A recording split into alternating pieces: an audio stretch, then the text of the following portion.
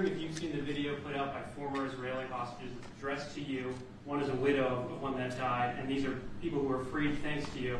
But they're actually encouraging you to force a ceasefire, force Netanyahu to a ceasefire, and they didn't address it to him because they think you're the one who might actually listen to them and get it done. They're worried that the hostages who are still there are more at risk if the war continues. Well, they might be. They also, maybe they'll be freed because of that. You know, you never know how it's going to look. War, I was saying, yes, war, a lot of strange things happen. A lot of results take place that you would never think were going to happen. As you know, I was able to get most of the hostages out. We're down to 20, and we have 32 dead people. You know that. We have 32, maybe more, 38, but between 32 and 38 people that were dead, mostly young people.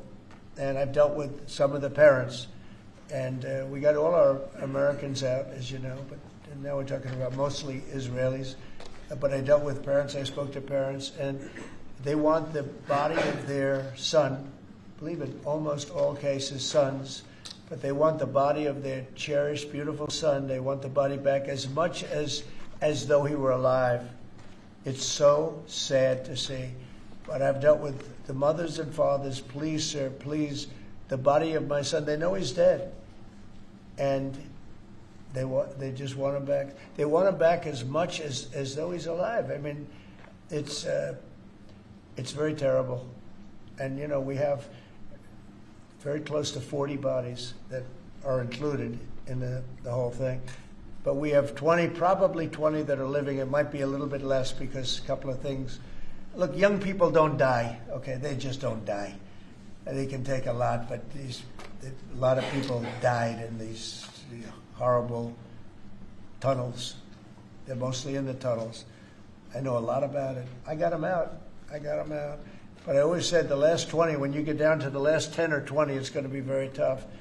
It's a nasty situation. You can't forget October 7th, but it's a nasty situation, terrible. It's a terrible thing. On Gaza, the UN concluded this week that Israel committed genocide in Gaza. What are your thoughts on that? Well, I haven't seen that. I'm looking at it, but did anybody commit genocide on October 7th?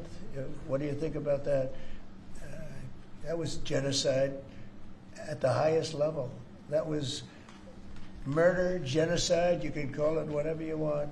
But little babies were chopped in half. Arms were cut off people. Heads were cut off people. That's genocide. That's genocide also, I guess, right? Jelajahi cara baru mendapatkan informasi. Download Metro TV Extend sekarang.